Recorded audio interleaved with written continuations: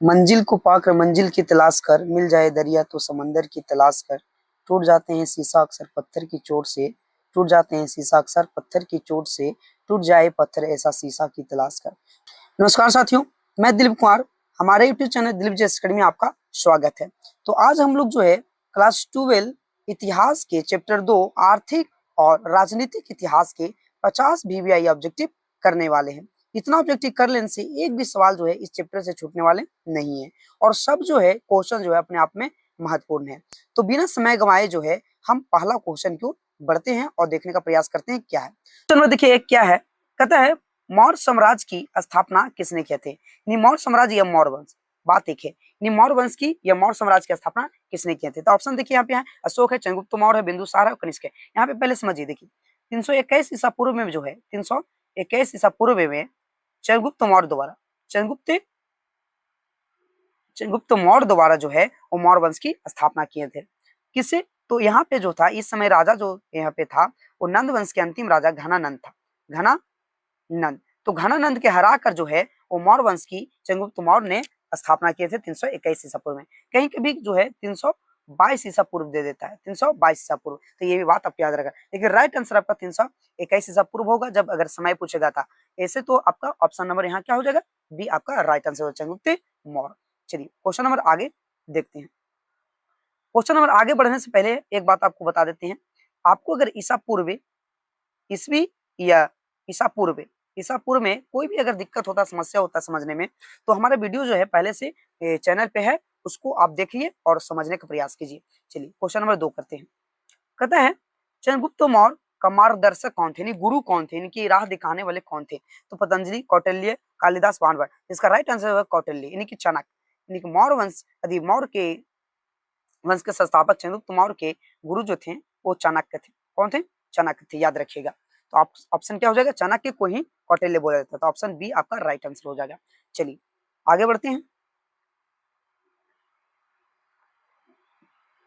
Question number देखिए 3 क्या कहा जा रहा है। कहता है अर्थशास्त्र के लेखक कौन है। तो अर्थशास्त्र के लेखक जो है वो चाणक्य। अभी जस्ट हम बता देंगे चाणक्य को कौटिल्य भी बोला जाता है, कौटिल्य भी बोला जाता है। तो यहाँ पे देखिए ऑप्शन नंबर बी में दिया हुआ राइट आंसर हो जाएगा ऑप्शन नंबर बी। मेगास्थनी जो एक पुस्तक लिखे हैं इसको भी याद रखिएगा, एंडिका के लेखक कौन है, मेगास्थनी। ये भी बात याद रखिएगा, बहुत ही इंपॉर्टेंट है। क्वेश्चन नंबर आगे की ओर बढ़ते हैं और देखने का प्रयास करते हैं। क्वेश्चन नंबर देखिए आगे क्या है। कहता मेगास्थनी किसके दरबार में आया था। तो मेगास्थनी जो है चंद्रगुप्त मौर्य के दरबार में आया था। इसके दरबार में, चंद्रगुप्त मौर्य के दरबार में आया था। और इस समय जो है वो पाटलिपुत्र राजधानी हुआ करता था मौर्य वंश के, पाटलिपुत्र। तो पाटलिपुत्र जो है वो मेगास्थनी जो है चंद्रगुप्त मौर्य के दरबार में आए थे। और मेगास्थनी जो है वो कहाँ के रहने वाले हैं, यहाँ पे याद रखिएगा मेगास्थनी जो है यूनान के रहने वाले थे। मेगास्थनी जो थे सेल्यूकस निकेटर के राजदूत थे, याद रखिएगा। सेल्यूकस निकेटर के राजदूत हुआ करते थे, ये भी बात आपको याद रखना है। चलिए क्वेश्चन नंबर आगे की ओर बढ़ते हैं, क्या है समझने का प्रयास करते हैं। क्वेश्चन नंबर देखिए 5 में क्या कहा जा रहा है। तो मेगास्थनी की पुस्तक का नाम क्या था। जैसे अभी देखिए जस्ट बताएं तो इंडिका इसका आंसर हो जाएगा, right answer Indica, option number B. अर्थशास्त्र जो किसका है, कौटिल्य का है, कौटिल्य। अर्थशास्त्र के लेखक कौटिल्य है, कौटिल्य के है। उसको राजतरंगिणी के है कलहन द्वारा राजतरंगिणी लिखा गया। और मुद्रा रक्षा जो है वो विशाखा दत्त के द्वारा रचा गया। किसके द्वारा, विशाखा दत्त। चलिए याद रखिएगा ये भी। क्वेश्चन नंबर आगे की ओर बढ़ते हैं, विशाखा दत्त। क्वेश्चन नंबर देखिए 6 में क्या कहा जा रहा है। तो मौर्य साम्राज्य की राजधानी क्या थी, यानी कि मौर्य साम्राज्य की राजधानी कहाँ थी। तो मौर्य साम्राज्य की राजधानी हुआ करता था पाटलिपुत्र। कहाँ, पाटलिपुत्र, याद रखिए पाटलिपुत्र। ऑप्शन नंबर क्या हो जाएगा, बी आपका राइट आंसर हो जाएगा। चलिए क्वेश्चन नंबर आगे की ओर बढ़ते हैं। कहता अशोक किस वंश का शासक था।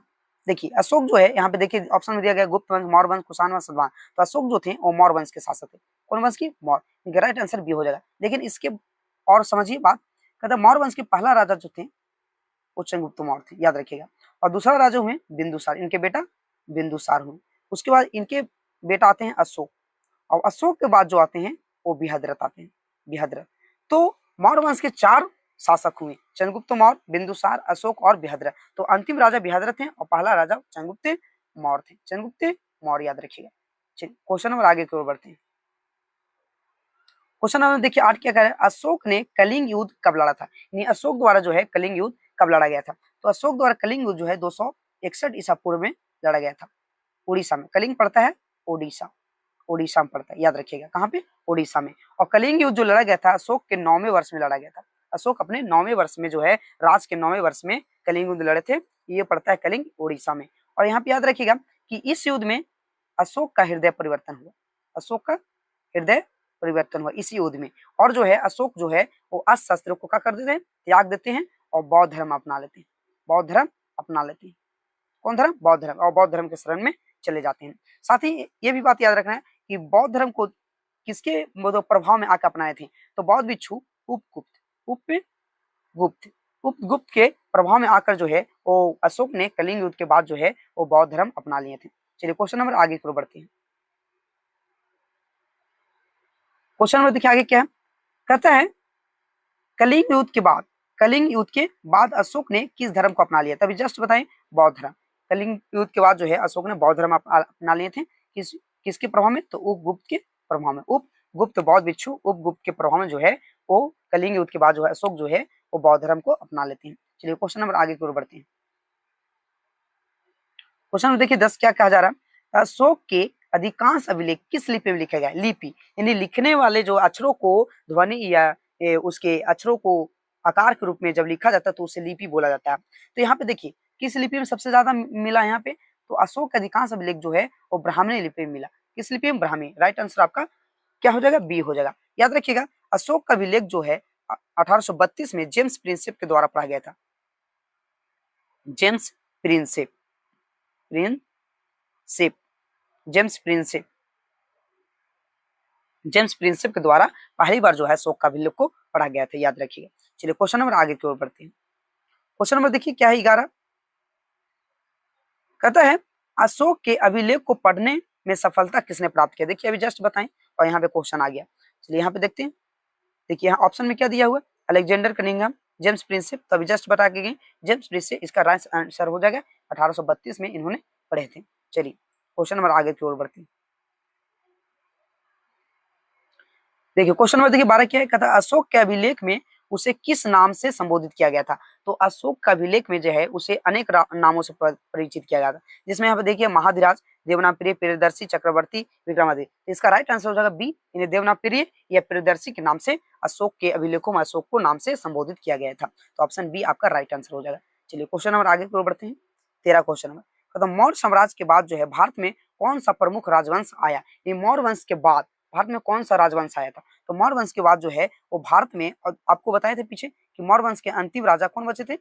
अंतिम राजा, मौर्य वंश के अंतिम राजा जो थे, अंतिम राजा बृहद्रथ थे। तो बृहद्रथ को 185 ईसा पूर्व में जो है वो हत्या कर देते हैं पुष्यमित्र शुंग के द्वारा, और मौर्य वंश के बाद जो है शुंग वंश की स्थापना हो जाता है 185 ईसा पूर्व में ही। तो राइट आंसर यहाँ पे जो हो जाता है वो ए आपका राइट आंसर हो जाएगा, शुंग वंश। चलिए क्वेश्चन नंबर आगे की ओर बढ़ते हैं। कहते हैं गुप्त वंश का संस्थापक किसे माना जाता है? गुप्त वंश के संस्थापक किसे माना जाता है? यहाँ देखिए समुद्रगुप्त, श्रीगुप्त, चंद्रगुप्त, प्रथम गुप्त, कुमार गुप्त। तो गुप्त वंश के संस्थापक जो माना जाता है वो श्रीगुप्त को माना जाता है। ऑप्शन नंबर बी आपका राइट आंसर। लेकिन यहीं पे अगर पूछेगा कि बताइए, यहीं पे पूछेगा बताइए वास्तविक संस्थापक, वास्तविक संस्थापक जो है, वास्तविक वास्तविक संस्थापक किसे माना जाता है? तो वास्तविक संस्थापक जो माना जाता है वो बिंबिसार को माना जाता है। बिंबिसार, यानी कि गुप्त वंश के वास्तविक संस्थापक थे वो बिंबिसार थे, याद रखिएगा बिंबिसार। चलिए क्वेश्चन नंबर आगे की ओर बढ़ते हैं। क्वेश्चन नंबर देखिए 15 क्या है, कहता है समुद्रगुप्त की उपलब्धियों की जानकारी किस अभिलेख से मिलती है? यानी कि समुद्रगुप्त जो कार्य किए थे उसका उपलब्धि जो हासिल हुआ वो किस अभिलेख में बताया गया है? तो यहाँ पे देखिए ऑप्शन में दिया गया है, यहाँ पे बी ऑप्शन आपका राइट आंसर हो जाएगा, प्रयाग प्रशस्ति अभिलेख में। ये समुद्रगुप्त की जो उपलब्धि की जानकारी मिलता है वो प्रयाग प्रशस्ति में मिलता है, जिसका लेखक जो थे वो हरिसेन थे। कौन थे? हरिसेन, यानी कि इसका लेखक कौन थे? हरिसेन, याद रखिएगा। और हरिसेन द्वारा ही इसका प्रयाग प्रशस्ति लिखा गया, जिसमें समुद्रगुप्त की उपलब्धियों की जानकारी बताया गया। साथ ही याद रखिएगा और भी बात याद रखिए, यहाँ से याद रखिए कि समुद्रगुप्त को जो है वो कविराज बोला जाता है, कविराज, कविराज। समुद्रगुप्त को और भी नाम से जाना जाता है, भारत के नेपोलियन बोला जाता है, भारत के नेपोलियन। इसके बाद जो है इसे लिच्छवी दोहित्र बोला गया, लिच्छवी दोहित्र, दोहित्र, दोहित्र, लिच्छवी दोहित्र। और इसको जो है वो सिक्का पर बीना बजाते हुए भी दिखाया गया, बीना बजाते हुए, तो ये भी आपको याद रखिएगा। चलिए क्वेश्चन नंबर आगे की ओर बढ़ते हैं और समझने का प्रयास करते हैं क्या है। तो क्वेश्चन नंबर देखिए आगे क्या है, आगे चलते हैं हम लोग। क्वेश्चन नंबर देखिए कल 16 में क्या है, प्रयाग प्रशस्ति के लेखक कौन थे? देखिए अभी जस्ट बताएं, प्रयाग प्रशस्ति के लेखक जो है वो कौन है? हरिसेन है। राइट आंसर आपका ए हो जाएगा। चलिए आगे बढ़ते हैं। क्वेश्चन नंबर 17 क्यों, समुद्रगुप्त को किस इतिहासकार ने भारत का नेपोलियन कहे थे? अभी जस्ट बताएं कि कविराज, उसके बाद भारत का नेपोलियन, उसके बाद लिच्छवी दोहित्र, ये सभी बोला गया समुद्रगुप्त। तो किस इतिहासकार ने इसे नाम दिया भारत के नेपोलियन? तो इसको दिया था B A Smith, B A Smith. आपका राइट आंसर क्या हो जाएगा? बी, आपका राइट आंसर बी हो जाएगा। चलिए क्वेश्चन नंबर आगे की ओर बढ़ते हैं। क्वेश्चन नंबर देखिए 18, कहते गुप्त काल में किस धातु के सिक्के बड़ी संख्या में जारी किए गए थे? यानी गुप्त जब काल चला था उस समय जो है किस धातु का सिक्का जो है वो बड़ी संख्या में जारी किया गया था? तो वो जो है सोना का जारी किया गया था। राइट आंसर आपका ए हो जाता। और इसके बाद याद रखें गुप्त काल को स्वर्ण युग भी बोला जाता है, स्वर्ण युग, स्वर्ण युग, ये भी बात को आपको याद रखना है। चलिए क्वेश्चन नंबर आगे की ओर बढ़ते हैं। कहता है हिरण्य शब्द का किससे संबंध था? हिरण्य जो शब्द था वो किससे संबंध रखते थे? तो यहाँ पे देखिए भूमि, सोना, धन या सेना, कर। तो यहाँ पे जो है राइट आंसर बी हो जाएगा। सोना और धन को हिरण्य शब्द से पुकारा जाता था प्राचीन काल में। किस काल में? प्राचीन काल में, याद रखिएगा। चलिए क्वेश्चन नंबर आगे की ओर बढ़ते हैं। क्वेश्चन नंबर देखिए 20 क्या है, प्राचीन भारत में भूमि मापने के लिए किसका प्रयोग किया जाता था? यानी कौन माप को जो है वो भूमि को मापने के लिए सहायता की लिया जाता था या मापा जाता था? तो ऑप्शन देखिए नाप की इकाइयों, केवल सिक्कों, केवल वजन, केवल अनाज। तो ये राइट आंसर आपका ए हो जाएगा। यहाँ पे देखिए साफ लिखा हुआ नाप की इकाइयों, तो नाप की इकाइयों से ही लिखा जाएगा, ये सब सिक्का या वजन या अनाज से तो नहीं नापा जाएगा भूमि को। तो राइट आंसर आपका ए हो जाएगा। चलिए क्वेश्चन नंबर आगे की ओर। क्वेश्चन है मेरे केस में देखिए क्या बोला जा रहा है, कहता है गृहपति शब्द का किसके लिए प्रयोग किया जाता था? ये गृहपति जो शब्द था वो किसके लिए प्रयोग होता था? देखिए ऑप्शन में बड़े भूमिधर, गृहपति या सैनिक, व्यापारी, राजा। तो इसका जो प्रयोग किया जाता था वो बड़े भूमिधर या गृहपति के लिए, इन जिसके पास ज्यादा जमीन, इनकी जमींदार, इन लोगों को जो है गृहपति या गृहपति के नाम से जाना जाता था, याद रखिएगा। चलिए क्वेश्चन नंबर आगे की ओर बढ़ते हैं। 22 में देखिए कहता है सेठी या श्रेष्ठी का संबंध किससे था? यानी सेठी या श्रेष्ठी किसे बोला जाता था? तो व्यापारियों से, सैनिकों से, किसानों से, पुजारियों से। यानी कि इसका संबंध किससे है? तो व्यापारियों से हो जाएगा। राइट आंसर आपका ए हो जाएगा। यानी व्यापारियों को समूह को जो है सेठी या श्रेष्ठी के नाम से प्राचीन काल में जाना जाता था। आपका ए जो होगा राइट आंसर हो जाएगा। चलिए क्वेश्चन नंबर आगे की ओर बढ़ते हैं।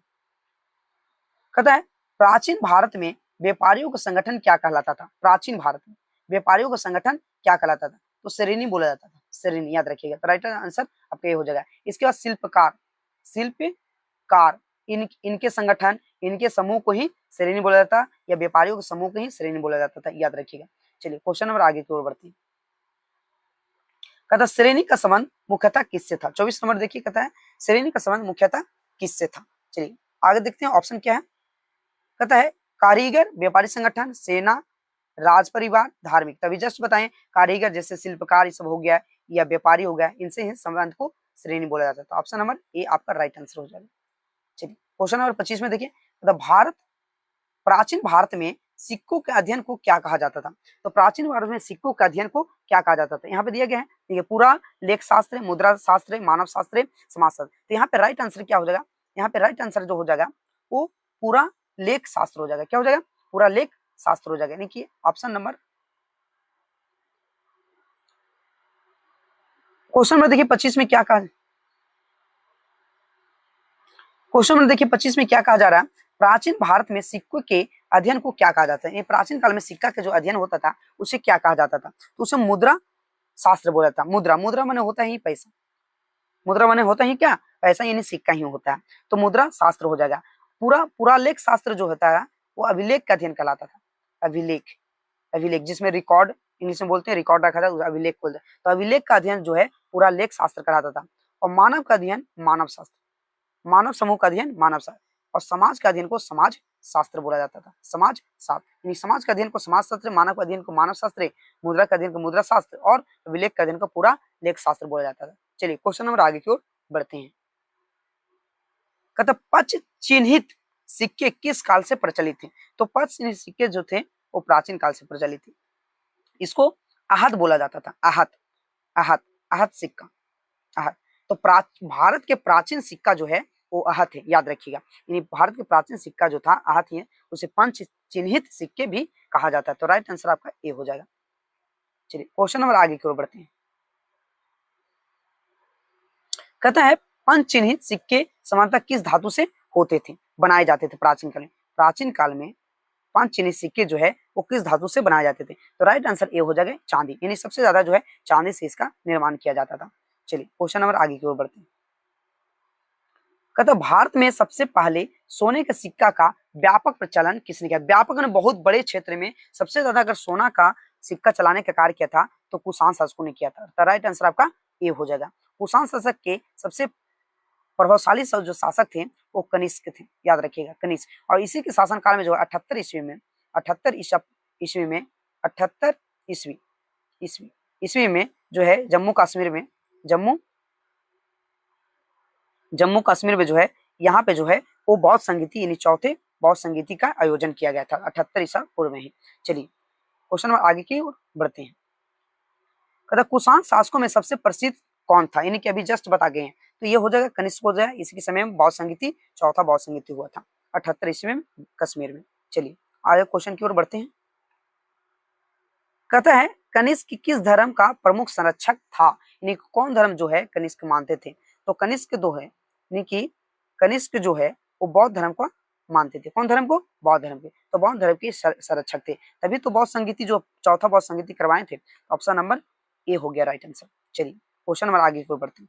क्वेश्चन नंबर देखिए 31। क्वेश्चन नंबर देखिए 31 में क्या है? कहता सतवाहन शासकों का प्रमुख क्षेत्र कौन सा था? यानी सतवाहन वंश जो है वो किस क्षेत्र में प्रभावशाली जमायत है, इनके क्षेत्र में उसका राज था? तो यहाँ पे देखिए ऑप्शन है दक्कन, पंजाब, बंगाल, कश्मीर। यहाँ पर राइट आंसर हो जाएगा दक्कन। इन दक्कन जो पड़ता है दक्षिण, तो दक्षिण भारत में ही सतवाहन वंश और विजयनगर साम्राज्य जैसे साम्राज्य चले थे। सतवाहन वंश के संस्थापक जो थे वो सिमुक थे, याद रखिएगा सिमुक। और सतवाहन वंश के सबसे प्रभावशाली शासक गौतमी पुत्र सतकर्णी थे, गौतमी पुत्र सतकर्णी, सत्यकर्णी, यानी कि गौतमी पुत्र सतकर्णी जो थे वो सतवाहन वंश के सबसे प्रभावशाली शासक थे, यानी कि मजबूत शासक थे। इसकी स्थापना जो है सिमुक किए थे। चलिए क्वेश्चन नंबर आगे की ओर बढ़ते हैं।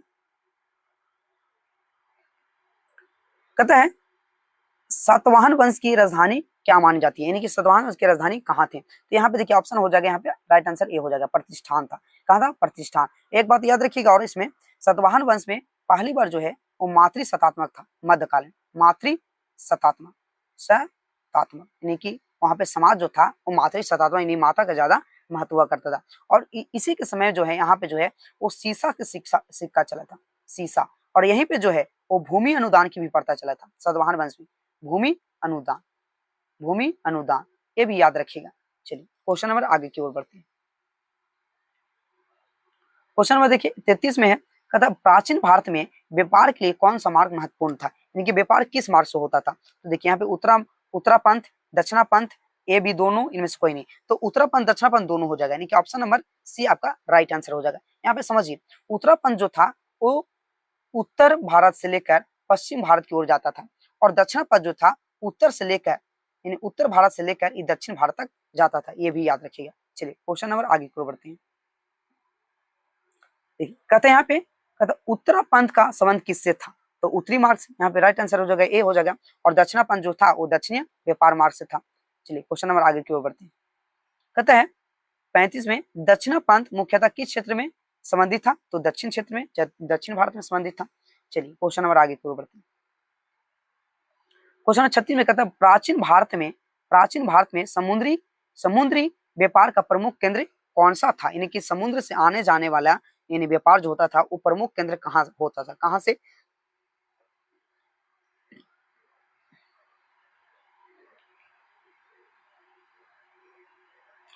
क्वेश्चन नंबर देखिए आगे क्या है 36 में। कहता है प्राचीन भारत में समुद्री व्यापार का प्रमुख केंद्र कौन सा था? यानी कि कहाँ से समुद्र से व्यापार होता था दूसरे देशों?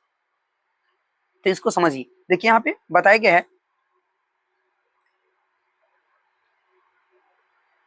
क्वेश्चन नंबर 36 में देखिए, कहता प्राचीन भारत में समुद्री व्यापार का प्रमुख केंद्र कौन सा था, यानी कि समुद्र से व्यापार जो है वो किस जगह से होता था दूसरे देशों में। तो यहाँ पे देखिए, यहाँ पे देखा भृगु, कच्छ, पाटलिपुत्र, कौशाम्बी, राजगीर। तो यहाँ पे राइट आंसर हो जाएगा भृगु कच्छ। ये जो है गुजरात में पड़ता है। ये बंदरगाह नगर था, यानी बंदरगाह थे यहाँ पे। क्या था? बंदरगाह। प्राचीन काल में याद रखिएगा, बंदरगाह, जहाँ से जहाज से जो है दूसरे देशों में व्यापार होता था समुद्र मार्ग से। चलिए आगे बढ़ते हैं। कहता है भृगु कच्छ का आधुनिक नाम क्या है, यानी कि अभी जो है भृगु कच्छ को वो किस नाम से जाना जाता है। चलिए क्वेश्चन देखते हैं ऑप्शन। यहाँ पे देखिए ऑप्शन दिया गया, भरूच, सूरत, मुंबई, पुणे। तो यहाँ पे राइट आंसर ये हो जाएगा, भरूच हो जाएगा। क्या हो जाएगा? भरूच। ये पड़ता है गुजरात में, अभी जस्ट बता के गए, गुजरात। ये पड़ता है कहाँ? गुजरात में पड़ता है, यानी कि ऑप्शन नंबर आपका ये राइट आंसर होगा, यानी कि ये गुजरात में पड़ता है। ये बंदरगाह नगर है। कैसा नगर है? बंदरगाह, याद रखिएगा, बंदरगाह नगर। यही से व्यापार होता था समुद्र के माध्यम से। चलिए क्वेश्चन नंबर आगे की ओर बढ़ते हैं। क्वेश्चन नंबर 38 में देखिए, कहता है प्राचीन भारत में रोम के साथ व्यापार मुख्यतः किस मार्ग से होता था। तो जाहिर सी बात है उस समय जो है वो जहाज तो था नहीं, हवाई जहाज। तो यहाँ पे जाहिर सी बात है कि समुद्री मार्ग से ही होगा। राइट आंसर क्या हो जाएगा? ए। राइट आंसर क्या हो जाएगा? ए, समुद्री मार्ग। चलिए आगे की ओर बढ़ते हैं। कहता है रोमन साम्राज्य में भारतीय वस्तु में कौन सी वस्तु प्रसिद्ध था। देखिए मसाले, कपास, मोती उपयुक्त, ये उपयुक्त सभी हो जाएगा, यानी कि वहां पे जहाँ यानी भारतीय वस्तु जो था वो सभी था, यानी कि आपका मसाला भी था, कपास भी था, मोती भी था। यानी मसाला जो है यानी कि काली मिर्च इसमें सबसे ज्यादा फेमस था। काली मिर्च, याद रखिएगा, काली मिर्च सबसे ज्यादा फेमस था। उसके बाद कपास जो है यानी कि कपड़ा बनाने के मोती, जवरात, हीरे जवरात के लिए लिया जाता था। चलिए क्वेश्चन नंबर आगे की ओर बढ़ते हैं 40 में। प्राचीन भारत में किसानों से लिया जाने वाला प्रमुख कर क्या था, यानी कि प्राचीन भारत में किसानों से जो कर लिया जाता था वो क्या कहलाता था। देखिए भाग, शुल्क, निर्णय, उपयुक्त में से सभी। तो यहाँ पे जो हो जाएगा भाग हो जाएगा। क्या हो जाएगा? भाग। क्या हो जाएगा? भाग। भाग जो है वो प्राचीन भारत में किसानों से लिए जाने वाले कर है। ये क्या है? ये उपज के हिस्सा हुआ करता था, उपज के हिस्सा, उपज का हिस्सा, यानी उपज के हिस्सा को भाग बोला जाता था प्राचीन काल में। तो राइट आंसर आपका क्या हो जाएगा? ए। चलिए क्वेश्चन नंबर आगे की ओर बढ़ते हैं। कहता है भाग किस प्रकार का कर था, तो अभी जस्ट बताएं, उपज का हिस्सा था। ऑप्शन नंबर ए आपका राइट आंसर हो जाएगा। क्या हो जाएगा? Option number A. चलिए क्वेश्चन नंबर आगे की ओर बढ़ते हैं। कहता प्राचीन भारत में कर वसूलने का अधिकार किसके पास था। नहीं, प्राचीन भारत में जो कर वसूलता था यानी टैक्स लेता था वो कौन लेते थे? टैक्स जो लिया करते थे वो कौन ले? राज, व्यापारी, किसान, ग्रामस्थ। तो यहाँ पे राज लिया करता था, राज के जो भी कर्मचारी हुआ करता था वही कर वसूलते थे। चलिए क्वेश्चन नंबर आगे की ओर बढ़ते हैं। देखिए 43 में क्या है, कहता भूमि अनुदान का सबसे पुराना प्रमाण किस काल से मिलता है। तो अभी पहले जस्ट हम बताएं, तो भूमि अनुदान को जो प्रथा चला था वो सतवाहन वंश में चलता। कहाँ? सतवाहन वंश। ये दक्षिण भारत के शासन, दक्षिण भारत में इसका कब्जा था, नहीं कि शासन व्यवस्था था। याद रखिए। तो ऑप्शन नंबर बी आपका राइट आंसर हो जाएगा। क्वेश्चन नंबर आगे की ओर बढ़ते हैं। कहता अग्रहार किससे संबंधित था। तो अग्रहार जो है कहते हैं यहाँ पे देखिए ब्राह्मणों के भूमिदान से, सैनिक को भूमिदान से, व्यापारियों के भूमिदान से, किसानों को। यहाँ पर जो ब्राह्मणों के भूमिदान से, और ब्राह्मणों को भूमिदान जो शुरू हुआ था वो सतवाहन वंश में ही हुआ था, सतवाहन वंश में। तो याद रखिएगा, तो इसे अग्रहार बोला गया। क्वेश्चन नंबर आगे की ओर बढ़ते हैं। 45 देखिए, कहता है प्राचीन भारत में सिंचाई के लिए किसका उपयोग किया जाता था। यानी प्राचीन काल में जो सिंचाई होता था वो किस चीजों से होता था। तो यहाँ पे देखिए कुएं, तालाब, नहर, उपयुक्त में से सभी। तो ये सभी हो जाएगा, राइट आंसर डी आपका हो जाएगा। चलिए क्वेश्चन नंबर आगे की ओर बढ़ते हैं। देखिए कहता है सुदर्शन झील का निर्माण किसके समय हुआ था। पहले समझिए यहाँ पे बात, सुदर्शन झील का जो निर्माण हुआ था वो पुष्पसेन के द्वारा। पुष्पसेन कुछ करके ऐसा नाम था, जो गुजरात के शासक हुआ करता था। गुजरात जो प्रांतीय सरकार चलाते थे, किसके समय? चंद्रगुप्त मौर्य के समय, प्रांतीय सरकार। तो इसी के समय जो है यानी कि चंद्रगुप्त मौर्य के कहने पर जो है पुष्पसेन के द्वारा जो है वो गुजरात में जो है सुदर्शन झील का निर्माण हुआ था। तो राइट आंसर आपका क्या हो जाएगा? ये आपका राइट आंसर हो जाएगा, यानी चंद्रगुप्त मौर्य के समय। चलिए क्वेश्चन नंबर आगे की ओर बढ़ते हैं। क्वेश्चन नंबर देखिए आगे क्या है, कहता सुदर्शन झील का मरम्मत किस शासक के समय हुआ था।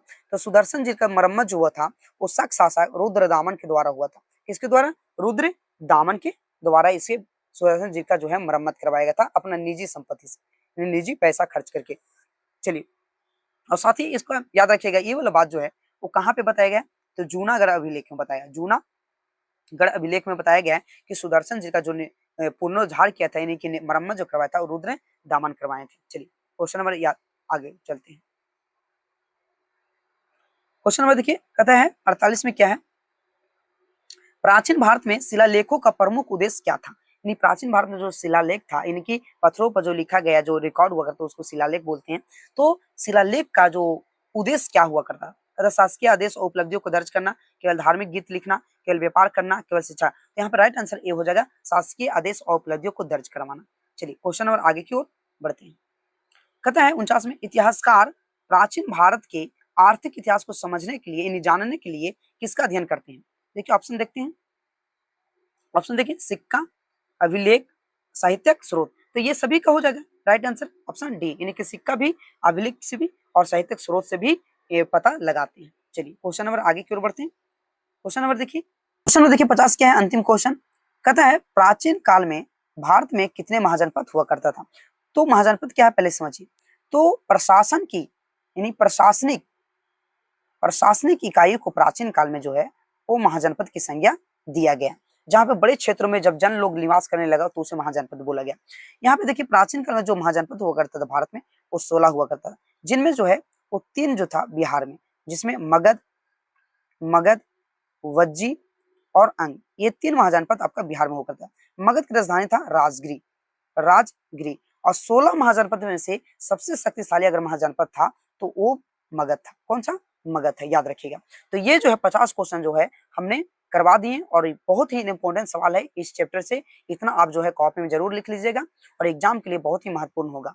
तो 50 क्वेश्चन एंड हो गया। कुछ एक्स्ट्रा भी, कुछ जो है इस चैप्टर से जो है एक्स्ट्रा समझ लीजिए। यहाँ पे देखिए याद रखिएगा, पहला बौद्ध संगीति जो हुआ था वो आजाद शत्रु के समय हुआ, शत्रु के समय, जो कहाँ पे, राजगिर में हुआ था, राजगिर में, जो 483 ईसा पूर्व में किया गया था, यानी गौतम बुद्ध के मृत्यु के पश्चात। उसके बाद दूसरा बौद्ध संगीति जो हुआ था, यानी दूसरा बौद्ध संगीति जो हुआ था वो काला शोक के समय हुआ था, काला शोक के समय हुआ था दूसरा बौद्ध संगीति, जो वैशाली में हुआ था। कहाँ पे? वैशाली में, याद रखिएगा, 383 ईसा पूर्व में। और तीसरा बौद्ध संगीति जो हुआ था वो अशोक के समय हुआ था, अशोक के समय, जो 250 ईसा पूर्व में, 250 ईसा पूर्व में जो है वो पाटलिपुत्र में हुआ था, पाटलिपुत्र में। और चौथा जो बौद्ध संगीति हुआ था वो कनिष्क के समय हुआ था, कनिष्क, याद रखिएगा, कनिष्क के समय हुआ था 78 ईस्वी में। कब? 78 ईस्वी में, जम्मू कश्मीर कुंडलवन में हुआ था, जम्मू कश्मीर कुंडलवन में हुआ था, याद रखिएगा। तो ये जो है वो एक्स्ट्रा फैक्ट है, ये भी याद रखिएगा। बाकी जो है आप बिहार बोर्ड के तैयारी कर रहे हैं और अपना तैयारी को जो है वो सुचारू रूप से करना चाहते हैं, तो हमारा यूट्यूब चैनल जो है दिलीप जैस अकेडमी, उसको सब्सक्राइब कीजिएगा जरूर। और वीडियो अच्छी लगी हो तो लाइक और शेयर और कमेंट भी कीजिएगा, और दोस्तों को बार जरूर शेयर कीजिएगा। बाकी मस्त रहिए, स्वस्थ रहिए। आज का सेवा यहीं तक, धन्यवाद।